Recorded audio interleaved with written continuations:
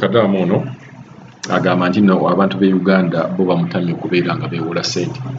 Akubira essimu bwakusaba n'alaba nga tomuwa. Omanyi ennaku zino abantu bayiga akakodyo, bamanyi nti no temubawa ssente, kati kye bakola agamba kanneewole.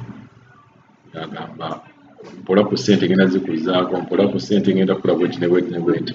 Naye bw'omugamba akuwola ssente oba bwakusaba okumuwola ssente, Kadamu ono agamba batera kutandikira ku $40,000, $50,000, kati ayagala kwewuunya 40, $50,000 mukijjawo okubeera nga mugamba nti nazo ssente omuguzi alina okubeera nga zeewola.